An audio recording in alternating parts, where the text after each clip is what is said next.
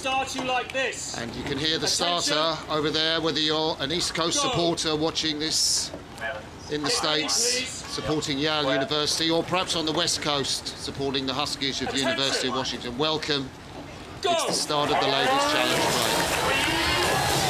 Yeah, and I expect to see the Yale boys going out really hard. I saw them, they're big boys, 6'6", 6'8", trying to get off the start hard, as fast and as aggressively as they can on the left of the screen. As we take a look here at the Washington crew, and there's no shortage of power there either. Absolutely, Nate Goodman, you saw him in the stroke seat of the Washington crew. He can pull 19.03 for the 6K ergo, and those of you that know the Concept 2 ergo, that's putting down 135s for nearly 20 minutes. That's the stroke man. He's just come into picture. He's on the left of your shot now, facing the coxswain of the University of Washington crew, Stu Sim from Australia. But it is this Yale crew who've got away really fastly. They're just such strong boys, aren't they? You see the power there coming in through the shoulders, coming in through the arms. And I think they're going to get out as hard, as fast as they can, take as much as they can here before the crews settle into any kind of rhythm coming out past the quarter mile.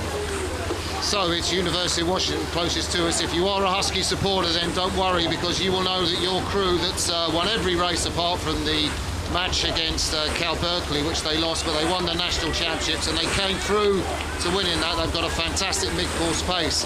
But if you're over there watching in Connecticut, well, you've got to be smiling all over your face. The Steve Gladstone coach crew, the old man in his 70s has finally got a program that is tremendous, and for them to have this lead at an early stage in the race, Greg. Yeah, we expect this to be a real dragster race, if you like. Really try and power out as fast as you can.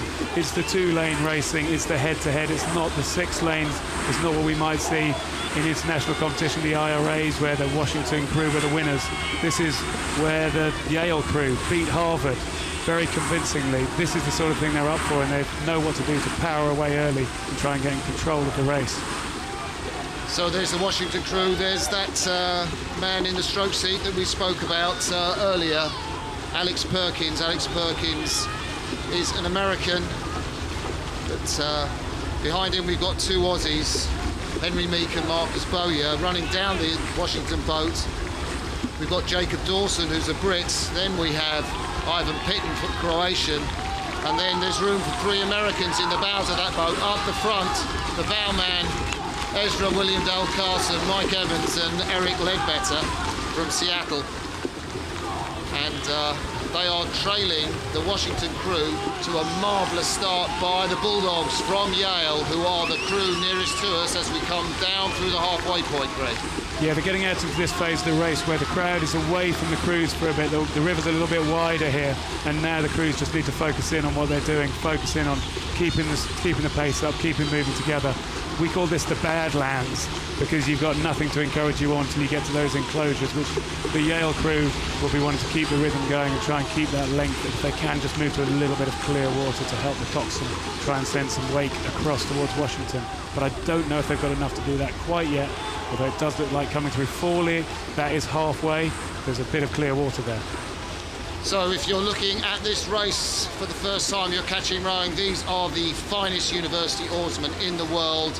The American colleges have brought them in. They are multinational crews, and it's Bulldogs, it's Yale's Bulldogs, coached by Steve Gladstone, who have destroyed the Huskies at this stage of the race. It's not over by any means, but the Huskies, they haven't been this far down in any race, and this is a turn-up. It's like University of Washington, if you follow football. They are Barcelona, the best club team in the world.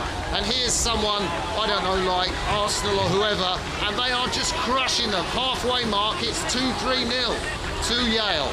That's true, but you look at the pain on the faces here when we look at the Yale boys. They've absolutely blasted it out of the front there. They are going to be hurting so much.